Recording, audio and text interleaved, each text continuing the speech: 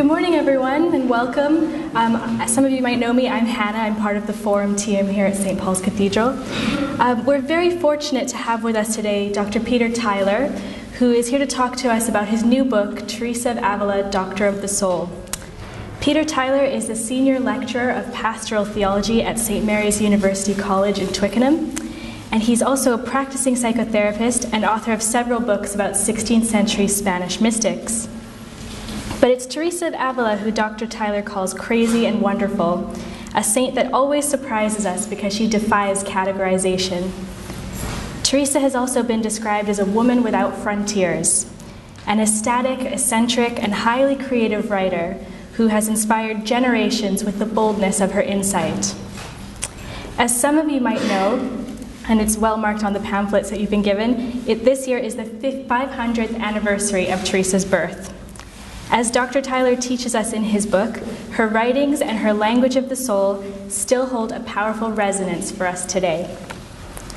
I look forward to hearing much more about her life and her writings this afternoon. Dr. Tyler will speak to us for about 40 minutes, and then we're going to have some time for questions and answers afterwards. And if you'd like to buy a copy of the book, they'll be available for sale at the front. Would you please join me in welcoming Dr. Tyler?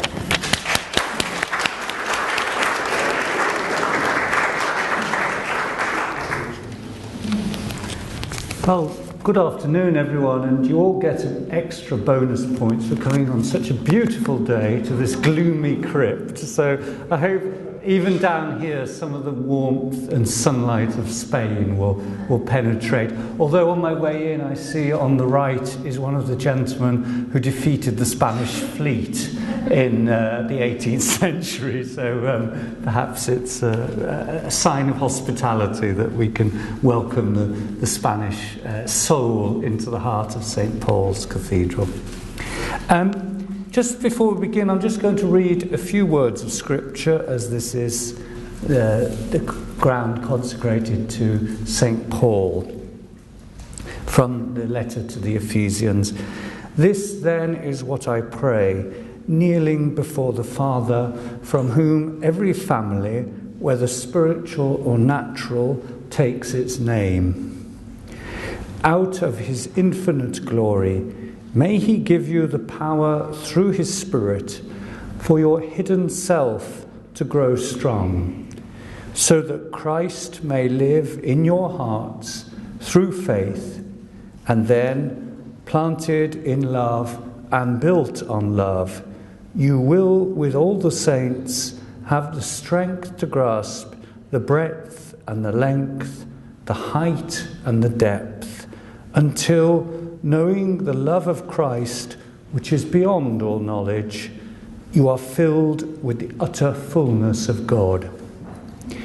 Glory be to him, whose power working in us can do infinitely more than we can ask or imagine. Glory be to him from generation to generation, in the Church and in Christ Jesus, forever and ever. Amen.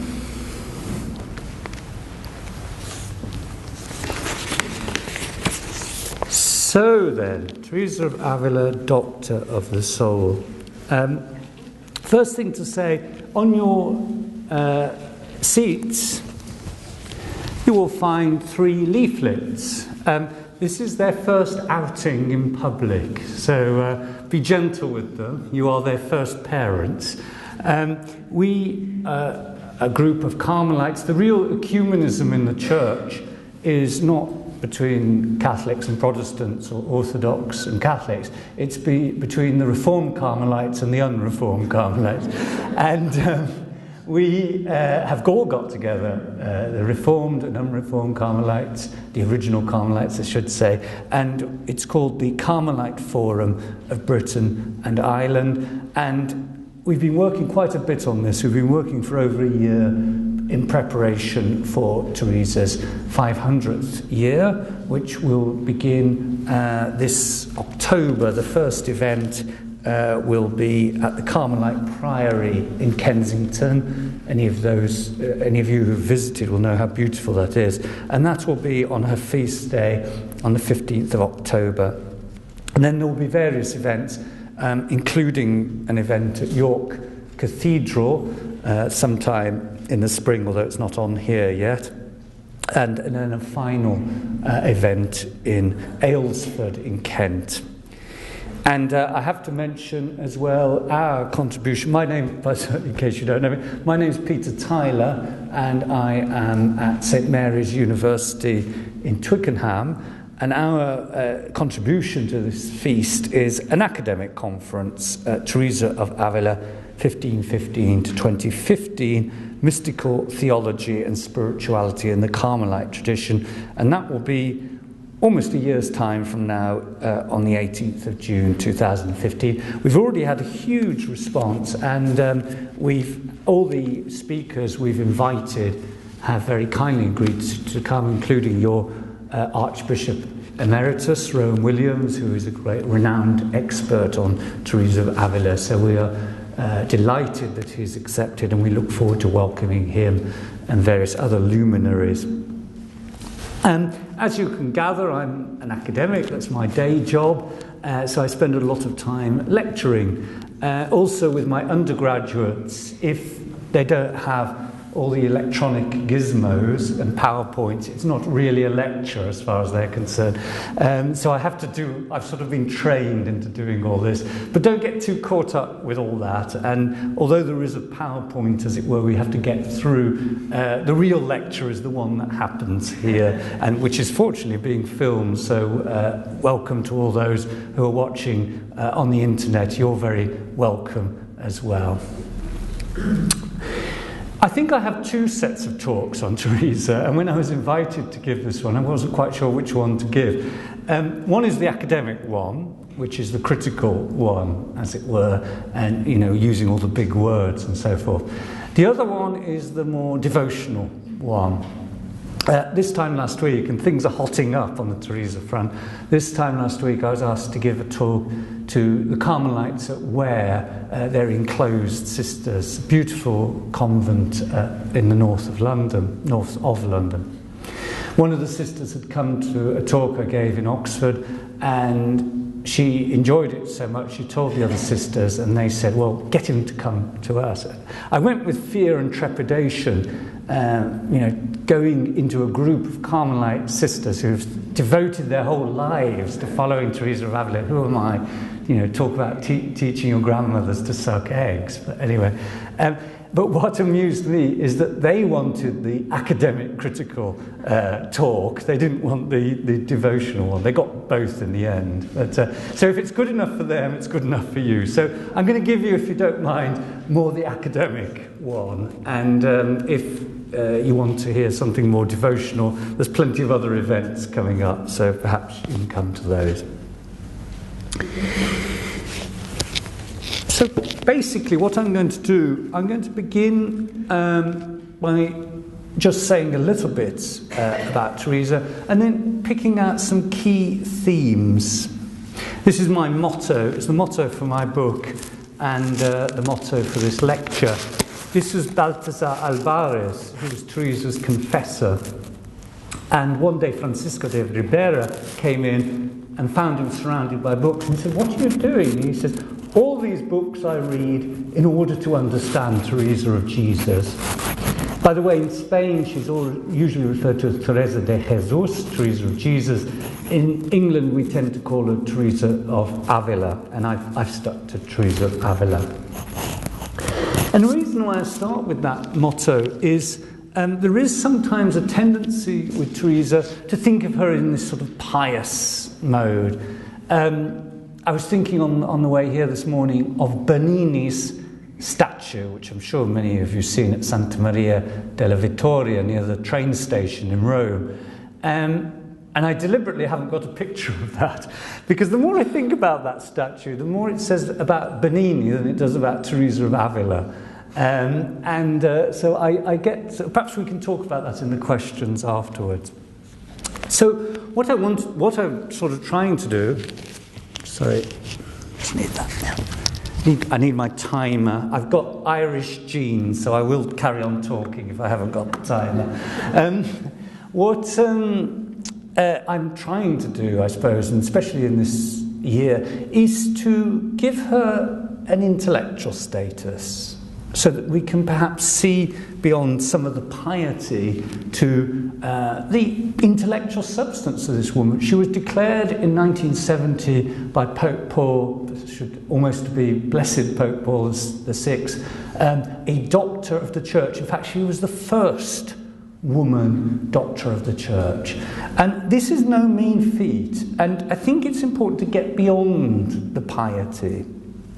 So these are some of the themes I'm going to be looking at. Don't be too worried about the Spanish. I'm not going to talk too much Spanish. We'll look at her style of writing. We'll look at her relationship with the Inquisition. People are always fascinated by the Inquisition, so you can't really talk about Spain at this period without bringing it in. Her relationship to her Jewish origins, her role as a woman in her writing. Very long and complicated thing here, alumbradismo, I'll explain that in a moment. Her simple style, her use of humour, very important, and I'm glad to see that we're already being laughed a bit this morning, which is good. And finally, this idea which I develop in the book of tasting God. So I'll go through some of those themes, and then I'll conclude by just sort of talking about her relevance for today. I tried to find a particularly gaudy and over-the-top picture of Teresa to accompany this quote from, and I think you'll agree that will do the job. It is actually a rather wonderful sculpture at her birthplace in Avila. And I gave you that quote, picture as I give you this quote from Gareth Davis.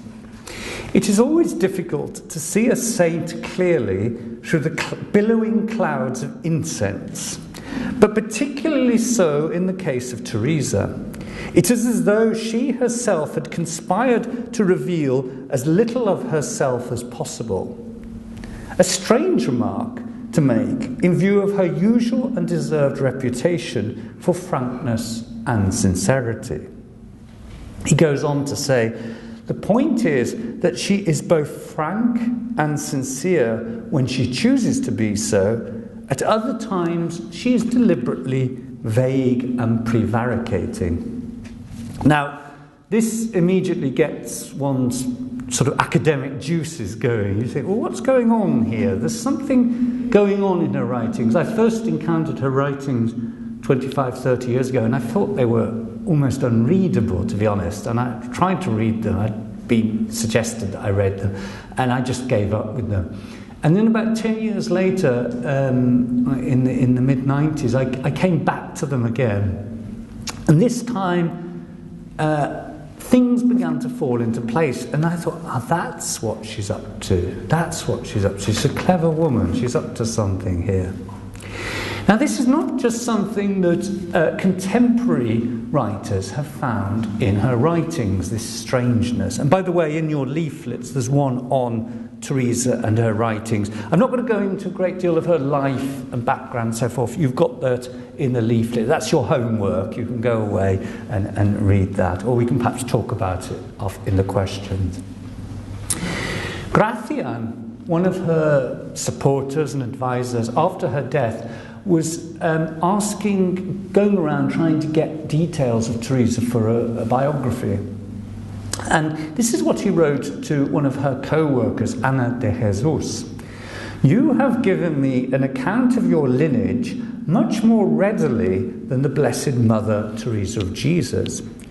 For when I had inquired in Avila into the lineage of the Ahumadas and Cepedas, that was her family, from whom she was descended, among the noblest families in the city, she became very angry with me because of what I was doing, saying that she was content to be a daughter of the church and that it grieved her more to have committed a venial sin than if she had been descended from the vilest and lowest peasants or Jewish converts in the whole world. So, as I say, something's going on here. Now, up until the 1950s, Most biographies that you read of Teresa, including the famous one by Vita Sackville-West that she wrote in the Tower in Sissinghurst during the Second World War, a wonderful book, by the way, The Eagle and the Dove. All these biographies talk, as Balthasar does here, Gratian does here, of her noble Christian lineage.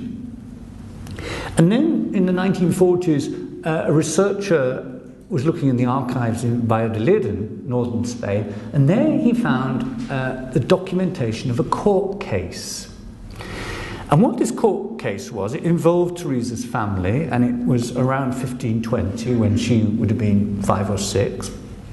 And what it was her father and her uncles were applying for, it all goes back to tax in the end, you know what they say, inevitability of taxes and death, a tax exemption status, basically, to rather prosaic. And of course, very prosaic court case, so that perhaps why nobody had looked at this for 450 years. And they were applying for tax exemption status on the grounds that they were of Christian stock. Now, again, I'm not going to go into all the background of Spain in the early 16th century. The only thing I need to say here is that up till the end of the 15th century, Spain was, I wouldn't call it a multicultural country, but it was a country of 3 cultures: Judaism, Islam and Christianity. This is because of the Muslim conquest of Spain in the 8th, 9th centuries, which basically meant for most of the Middle Ages, Spain was often predominantly a Muslim country. In 1492, this all changed. The last Muslim kingdom on the peninsula, Granada, was conquered by the Catholic monarchs. In fact, Henry VII, the English king, ordered that the bells of St. Paul's Cathedral be rung and a Te Deum be sang at St. Paul's when the Alhambra fell. Just a little historical fact for you. Trivial pursuit fact. The other thing that the monarchs ordered, and partly it was in retribution because they alleged that the Jews had supported the Muslims, was that all Jews must leave the kingdom. They must either convert to Christianity or leave the kingdom. They were given 2 or 3 months to do this. Now, this is a remarkable thing for many reasons. I mean, one thing is a deep wound in the psyche of Judaism. Jews had been in Spain longer than Christians, and Jewish families could trace their lineage right back, as I say, before the Christian era. Whenever I take groups to Toledo and those parts of Spain, I always meet Jews from all over the world who are coming back to Toledo to see their ancestral homes. And in fact, there are Jewish families who still have their keys to their houses that they left in Spain in the 15th century. So there becomes this tension in society. A lot of people convert. I've used that word already, conversos. Teresa's family are claiming that they're not converts, that they're what are called old Christians. And the court case goes well, and we hear how they served the Catholic monarchs, and you know, they were dutiful citizens and so on and so forth. But then things start to go a little pear-shaped. On the 9th of March, 1520, we read a disposition from a Bernardo Platero, resident of Avila. And he testifies that Teresa's grandfather, Juan Sanchez, was, quote, reconciled by the Inquisition in Toledo and wore there the San Benito. And then Juan González de las Peñuelas, on the 12th of May, writes that Juan Sanchez wore the San Benito with its crosses publicly in procession with the other reconciled ones and walked in procession from church to church for 7 Fridays in succession. That's our lovely Avila, World Heritage Site. And there is Toledo. I'll just do this. I've been told not to talk away from the microphone. Here is the Jewish area here, and this is the parish just about there, where that's the area where Teresa's family were from. As any of you have visited Jerusalem, now it's my bit for the Spanish tourist board, any of you who have visited Jerusalem and visited Toledo will know that they're topographically very similar places. And the Jews called it the Jerusalem of the West. And there's Toledo and Avila in the centre. Here's this odd garment, the San Benito, which we scholars normally call it.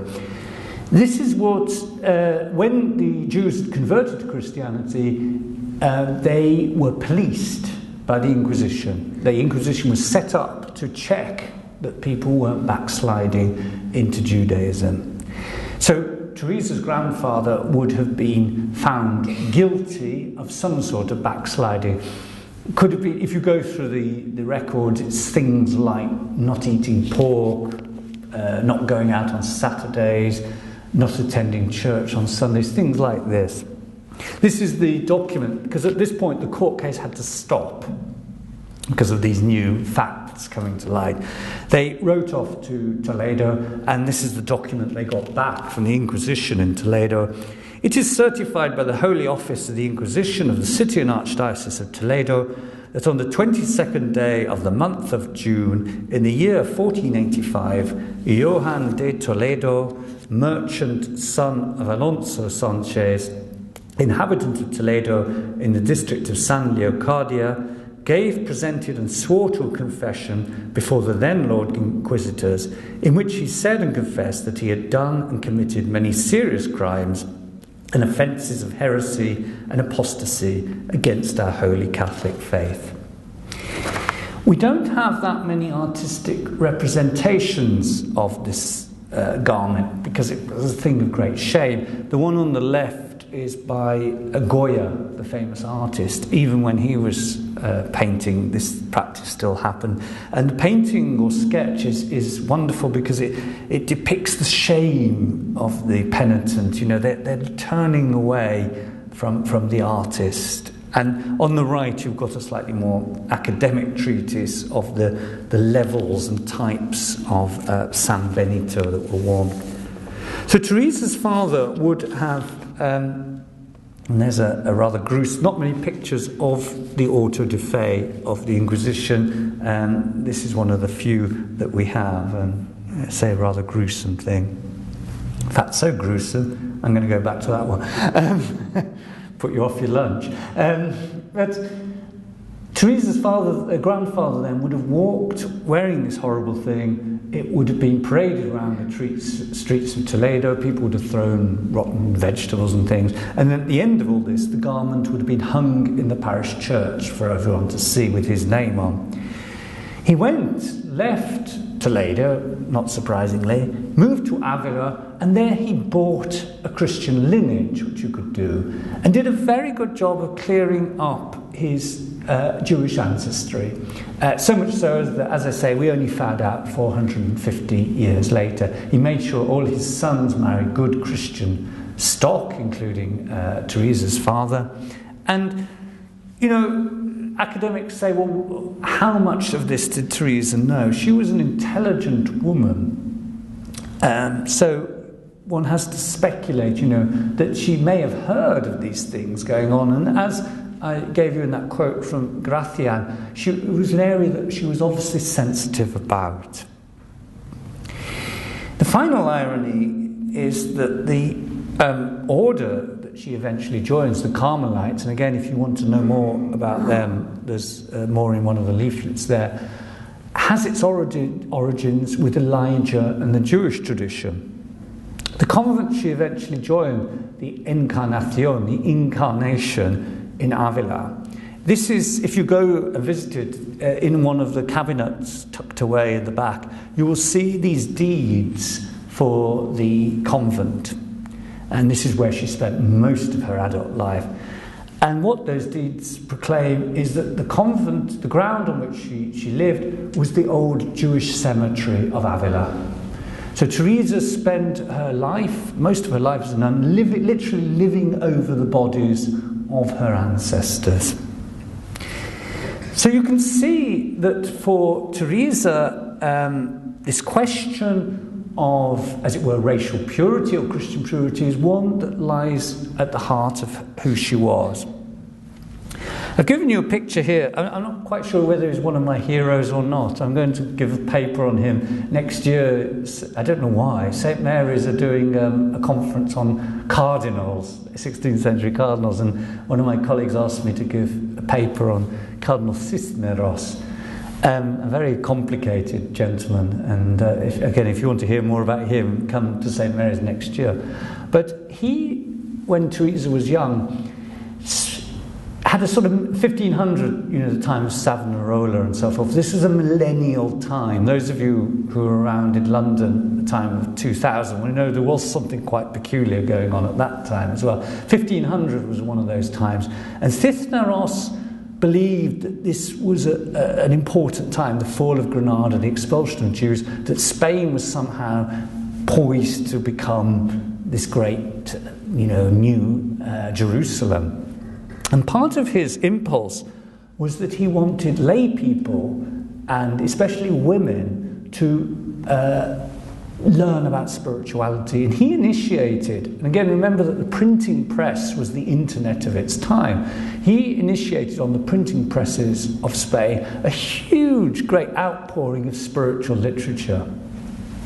The young Teresa of Avila would have read this, and it inspired her, in particular two books, and I'll mention a little bit more later on, Francisco de Osuna's Third Spiritual Alphabet and Bernard of Laredo's Ascent to Mount Zion. This is before the Reformation, and again we're coming up to the anniversaries in the next few years of the Reformation. The Reformation changed the climate from that climate of openness, which Teresa was lucky enough to be brought up in the early 16th century. By the time we come to the mid-16th century, the time she's founding her convents, things have become more polarized. Obviously, England has split off from Rome, the problems in Germany and the German states and so forth. And Spain takes on a very defensive mentality. By the time Teresa founds her convents in the 1550s, women are not allowed to read scripture, let alone spiritual books. And so Teresa begins her writing career as a way of providing that literature for her nuns. She's also aware that everything she writes has to go before the Inquisition. Now, one thing that's interesting about looking at her writings is that she uses certain techniques to get, as it were, behind the inquisitorial scrutiny. Largely, she doesn't mention it, but occasionally, wonderfully, the mask slips. So, for example, in The Way of Perfection, her second great book, she ends with a lovely meditation on the Lord's Prayer. And before she writes that, she says in the original document, I'm now going to give you a meditation on the Lord's Prayer, sisters. At least the Inquisition can't take that away from us. And her editor puts a line through it and says, the Holy Mother seems to be reproving the Holy Office, so that's removed. Fortunately, it's put back in later editions, so you can. It's usually in the editions you see nowadays. The other thing is she often uses this word, it seems to me you have a desire to see what this little dove is doing. It seems to me that I can see you asking. It's almost putting a distance. She also refers to herself not as the first person, but often in the third person. And that brings us on to the role of being a woman. So first problem Teresa has, she's conversa, she's from Jewish origins. The second problem she has is she's a woman. And, there's a wonderful series here, this is a plug for St. Paul's, Women in Leadership, that's coming up here at St. Paul's. And isn't that fantastic, Women in Leadership? And that's how things should be. If you were an intelligent woman in Spain in the early 16th century, there weren't that many options open to you. Teresa's mother married her father at the age of 14. Today you would be in court for that, paedophilia. But anyway, she was married at 14, which is not unusual. She bore 9 children to him and died exhausted in her early 30s. Teresa, seeing that, and seeing the effect this had had on her mother, no surprise that she took the veil. And in fact, going to a convent would have been a sort of quite attractive option. You would have had a certain amount of independence. You would have been able to pursue more, if you like, spiritual matters and have more freedom. So in a way, it's not surprising that Teresa took that line of action. The other thing, though, is when you read her writings, she's always denigrating herself. And at first you think, oh, well, there you are, that's how people were in those days. But then when you read it more and more and more, you think, hold on a minute, again, there's something going on here. This is a classic or typical quote. This is from the Book of the Life. As for a poor woman, mujercita, like myself, a weak and irresolute creature, it seems right that the Lord should lead me on with favours, as he now does, in order that I may bear certain afflictions with which he has been pleased to burden me.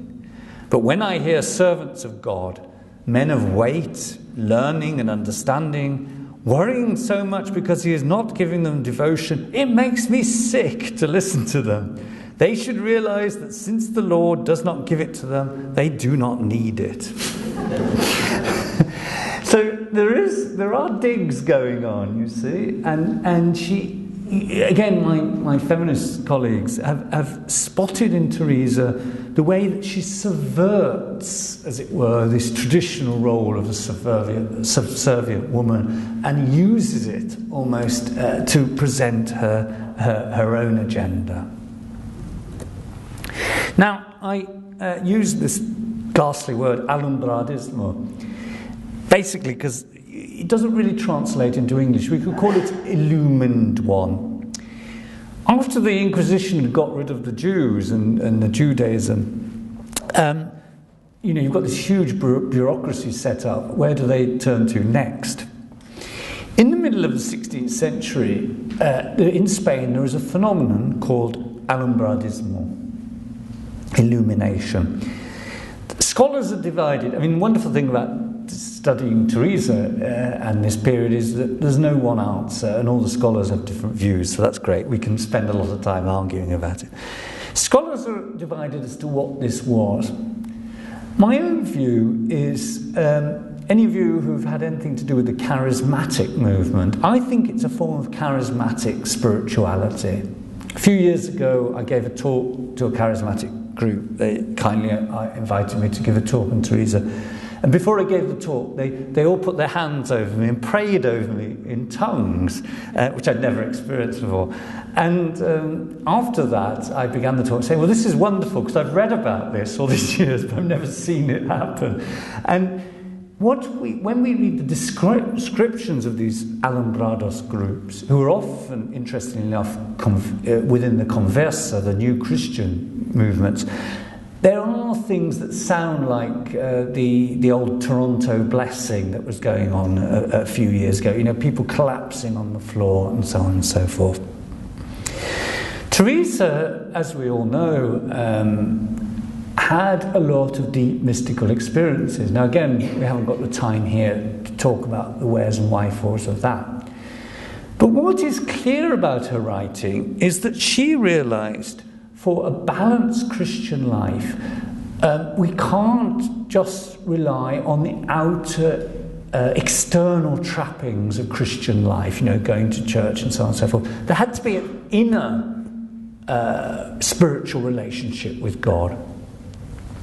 And people like Gillian Algren, an American scholar, has pointed out how Teresa practices a form of self-censorship in her writing. She uses exact language to explain mystical phenomena.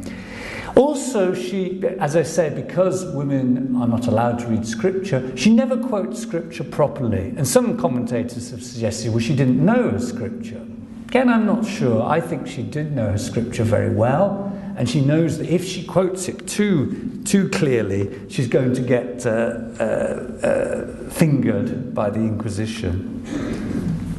So she says that in the manner of writing, the sisters should be, quote, simple, frank and devout, rather like that of hermits and people who live in retirement.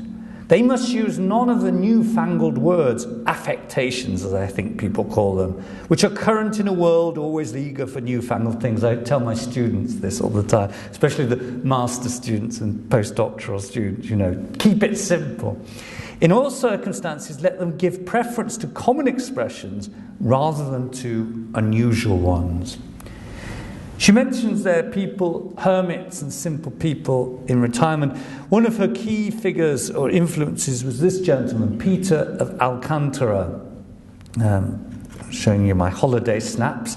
This is slightly more grand than when he lived in it. The bit in the middle is where he actually lived. It's now a rather wonderful little hermitage in the hills, in the Gredos Mountains, north of Madrid.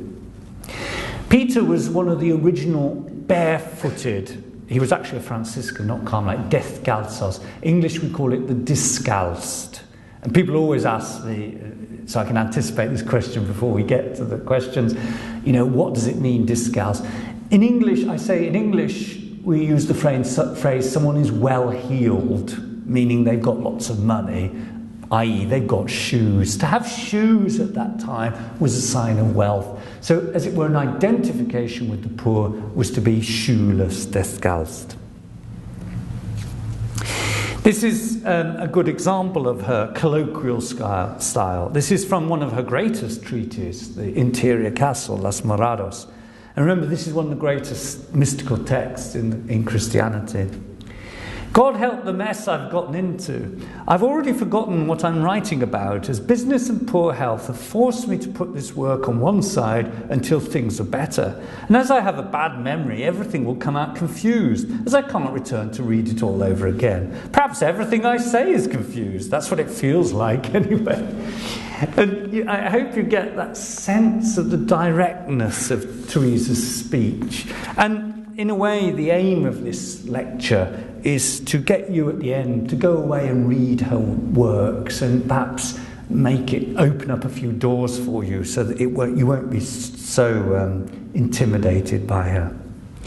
One of the present commentators, Elias Rivers, writes, Teresa of Jesus knew very little Latin, and she deliberately refused to imitate the new style of classical Spanish prose.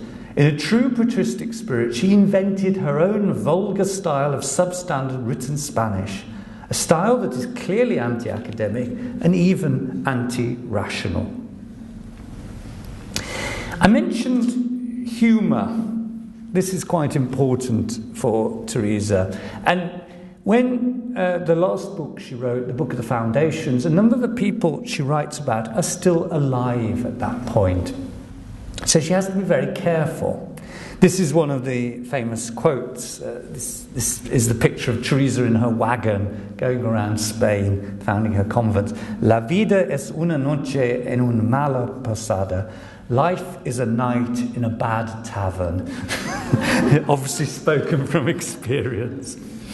The other example I always give is the sisters in Medina del Campo. I won't read it all out. This is a quote from the Book of Foundations. And what was happening there, two of the sisters had got it into their heads that they could only live off the Eucharist, and without the Eucharist they would die. Now this could be very dangerous. Teresa and her sisters could really be hauled up to the Inquisition for this, because this is getting into the Alumbrardismo sort of wacky territory. What does Teresa do? She says in the Foundations, she goes to the sisters and she says, I told them that I had those very desires myself, and yet I should stay away from communion, so that they might realize that they ought not to communicate except when all the nuns did so together, and then we would all three die together. So she spent a couple of days with them, not receiving the Eucharist, praying that they were all going to die together. And of course they didn't die. And then she sort of says, "Oh, what nonsense, you silly girls, get back to what you were doing." Time is running out. So what I will conclude, I think I'll move swiftly to a summary. Don't look. That's the trouble with PowerPoint, isn't it? So just to summarise then, and in terms of Teresa and her relevance to today, as I say, because of her relationship with the Inquisition, her role as a woman, and her relationship with this charismatic spirituality, I think that she has a lot to offer us today. The 16th century, early 16th century, was a time of rapid technological and social change. The great length of the Middle Ages sort of came to an abrupt end. We are living a similar change today. We're living a huge technological change.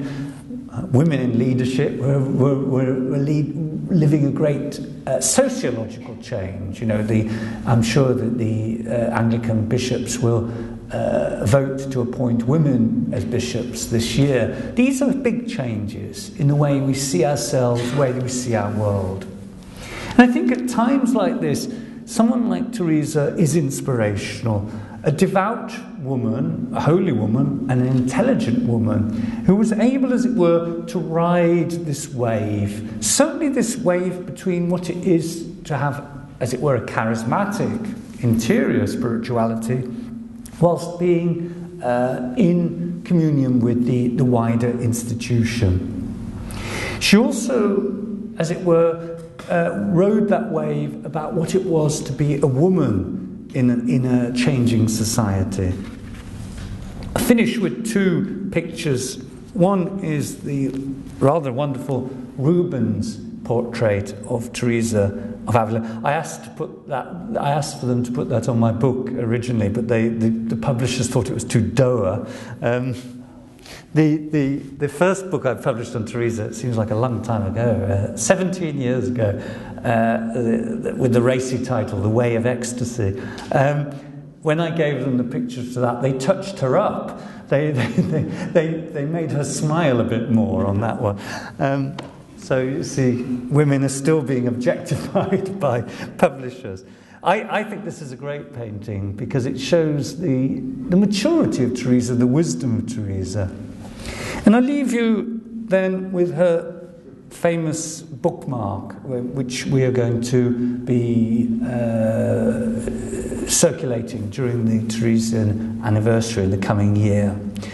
Nada de turbe, nada de espante, todo le pasa, Dios no se muda. Don't let anything disturb you. Don't let anything frighten you. Everything passes. God alone remains. La paciencia todo lo alcanza. Quien a Dios tiene, nada le falta. Solo Dios basta. Patience obtains all things. The one who has God lacks for nothing. God alone is sufficient. Thank you.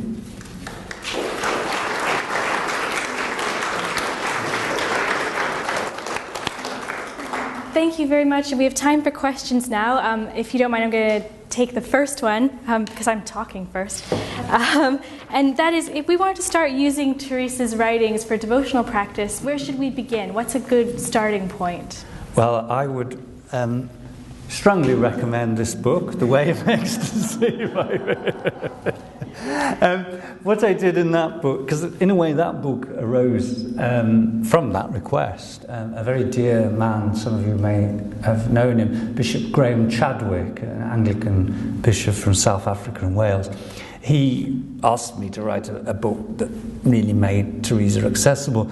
And I thought, where do we begin? So what I did, I took the 7 mansions of the interior castle. This is now moving into the devotional talk that you haven't got today. And I took the 7 mansions and I sort of gave 7 exercises, as it were. And to my delight, I've heard that, only recently heard that groups have used this book to, as it were, walk through the castle.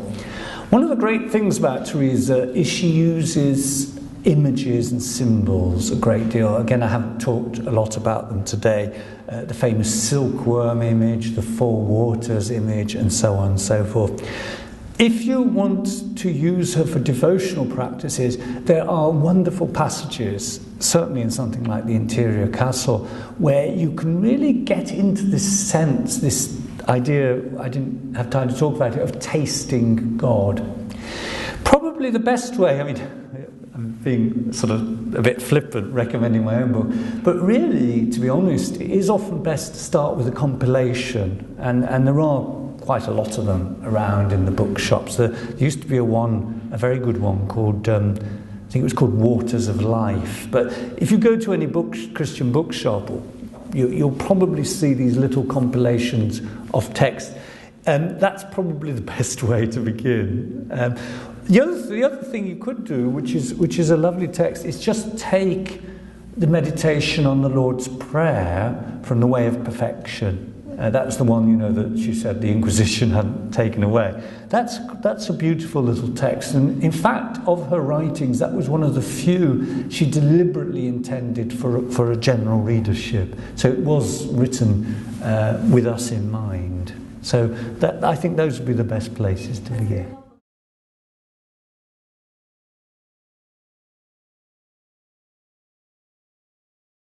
I don't think I've got my notes, my other lecture, but anyway, I'll do it off the top of my head. One of the most important things for Teresa is relationship with God, relationship with Christ. Trato, she calls it. Communion. One of the translators calls it intercourse with God. We need to have this intimate relationship with God. At the beginning of the Interior Castle, she says, how do we get that? How do we achieve that? And she says, again, this is off the top of my head, she says that two qualities are essential for this. First is humility. And of course, humility and humour are from the same roots, the humus. Being humble is absolutely essential. I gave a radio interview for Premier Christian Radio, which will be broadcast on Monday week. And this question came up about humility. It was a very good interviewer. He didn't take any prisoners. And he sort of challenged me on humility. And I said, well, at St. Mary, I have to be careful now, no, not at St. Mary, at many institutions nowadays, what you'll find is assertiveness training courses. But you won't find any humility training courses. It's a virtue that somehow has vanished from our contemporary culture, the virtue of humility. And I think when we read Teresa on humility, as of St. Benedict on humility, they've got something that's very countercultural for us. I mean, I'm probably the least humble person around. And so when I read those texts of Teresa, they're very, very helpful. They do challenge you. So humility, she says, is one of the first things. And the other one is self-knowledge. She says, without self-knowledge, we can't achieve anything. And that's an extraordinary thing to say. And another thing she points out is that what is the goal of all this following Jesus and so forth? She says the goal is spiritual freedom. So that's what we're aiming for. Spiritual freedom through relationship with Christ, built upon humility and self-knowledge. How's that? Yeah. That's the summary of the devotional talk.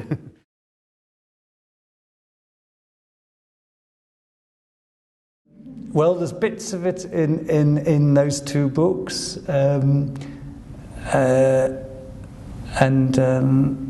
I suppose I need to write it. Life is too short. I'm presently writing a book on the soul at the moment, but also,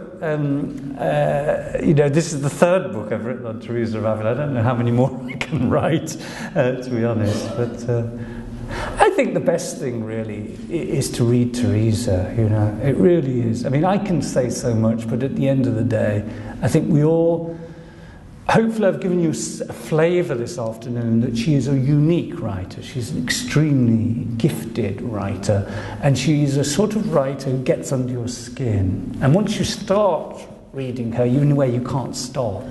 And she will say it better to you than I can.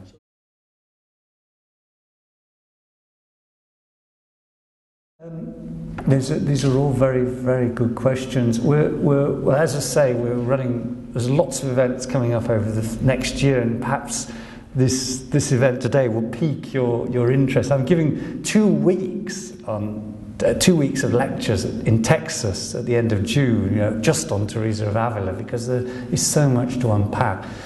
Her relationship with the Carmelites, that's a difficult one. Again, there's a whole chapter of that in the book, which I would recommend. And to be honest with you, it's so complicated. When I wrote that chapter, and when you read the commentaries, it's like writing something about the Reformation. The Catholics say one thing, the Anglicans say another, the Protestants say another. The same with the history of the Reform. The Carmelites, the unreformed Carmelites will say one thing, and the Reformed Carmelites will say another. So when I wrote that chapter, I was very sensitive to the political nuances. It's another, what they used to say, was it Hartley who said, the past is a foreign country, and there's nowhere more foreign than 16th century Spain. I mean, as I read the accounts, and these are larger-than-life people doing larger-than-life things. And a lot of it begins to make sense. I mean, and yet some parts of it just don't make any sense whatsoever. When I wrote my book on John of the Cross, I tried to get under the skin, as it were, of the mentality of the Carmelites who had arrested John of the Cross, his own brothers, and put him in a prison for 9 months and beaten him and starved him and abused him. And when I looked at that, the only way I could make sense of it was reading the accounts of these hostages, Terry Waite and Norman Kember, and people who'd been held in these prisons, and beaten and tortured and so forth. And when you read their accounts, they did begin to fit in with, say, John's accounts of his imprisonment. But again, that's another lecture, as it were. I'm giving a day on John at Oxford University next year, so if you're interested in that, do come to that.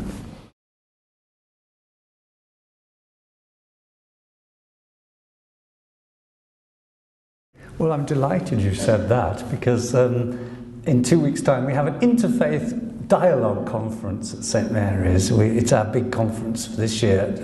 It's the 50th, I didn't plant this, gentleman, by the way. It's the 50th anniversary of the beginning of the Second Vatican Council, and a groundbreaking encyclical by Paul VI, him again. No wonder he's been made a blessed, Ecclesiam Suam.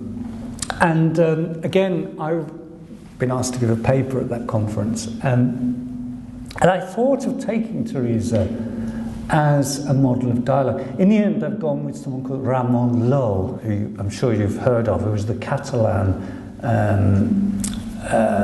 writer, slightly earlier than Teresa. The reason I chose him is that my dialogue partner is going to be a Jewish scholar. She's a remarkable woman called Sarah Sphiri. This is another plug coming up. She's a professor at the Hebrew University in Jerusalem, but she's actually a professor of Sufi mysticism, Spanish Sufi mysticism. So she's going to be talking about Ibn Arabi and the Jewish Kabbalistic tradition, and I'm going to be talking about the Christian mystical tradition. The reason I didn't choose Teresa was because, as I've implied, Teresa was not versed in that tradition. If we go back 100 years, we can, however, find links between... In fact, tomorrow is my study day, and I'm going to be spending tomorrow looking at some of the Kabbalistic writings and their relationship in Llull's writing. We can find really interesting links between, basically dialogues between Jews and Christians. And I was thinking of it today. I listened to the gospel reading up in the Cathedral just now. That very, very interesting farewell discourse of Christ, and that question about, as it were, the nature of the relationship between the persons of the Trinity, which is occupying us now as we move into Pentecost and Trinity Sunday. The Kabbalists throw light on the relationship of the persons of the Trinity, which Ramon Lull saw, and then he fed that back to them. So there's an extraordinary thing going on in there in terms of interfaith dialogue. For Teresa herself, a couple of scholars, one is called Catherine Svitlicki, and the other one is called Deirdre Green. Deirdre Green is no longer with us. I don't know about Svitlicki. They have pushed it further and made links between Teresa and the Kabbalah. So if you're interested in that, I recommend their books. Green's one is called Gold and the Crucible, and Svitlicki's is called Spanish Christian Kabbalah. So if you want to push that a bit further, I would recommend it. I personally don't, I sort of withdraw a bit from that myself. And my view is until we have more scholarly evidence, then we can't make those sort of claims. But that doesn't stop Green and Svitlicki of ploughing on, which is fine, you know.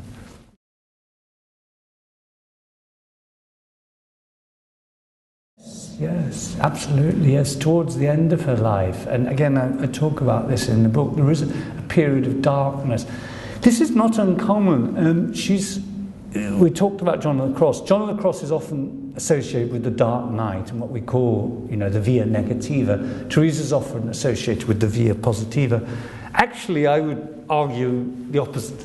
I'm a bit of a contrarian. I would argue the bit opposite. In my book on John of the Cross, I emphasised his positiva, his positive side. In Teresa, I've always been struck by the negativa that lies within her writings. It's very similar to Mother Teresa of Calcutta. I don't know if you've seen her account. Have you read the accounts of her spiritual journals? They were only published a couple of years ago. She had this terrible crisis of faith the last 10 or 20 years of her life. And it's all there in her narrative. So something about these people, I think that as they come closer to God, they have that darkness. I don't want to on this beautiful day, I don't want to leave you in darkness. So if you don't mind, I'll read, if that's all right, Hannah, I'll just read the final sentence from here. She is the symbolic thinker who taps into the deep subterranean libidinal sources upon which the roots of Western culture rests. As we listen to her gentle voice, we realize that the wounded and disorientated postmodern soul is being called back to the ancient realities of the pre-modern self. For if we listen carefully, we can just about make out the quiet song of a little girl singing in a cool courtyard high above the mountains of central Spain on a hot summer afternoon a long, long time ago. The breeze catches her song and we hear it again, now clear, now indistinct. Now more than ever, the world once again needs to listen and dance to that song. Soul, you must seek thyself in me, and in thyself seek me. With such fortune could love, soul, portray you in me, such that no gifted painter could portray that beauty with which the image is engraved. For love created you, precious fair one, deep within me carved. For if you lose me, love, soul, seek thyself in me. For you are my refuge, my home and my dwelling place. And if I call at any time and find in the castle of your mind, the door is closed.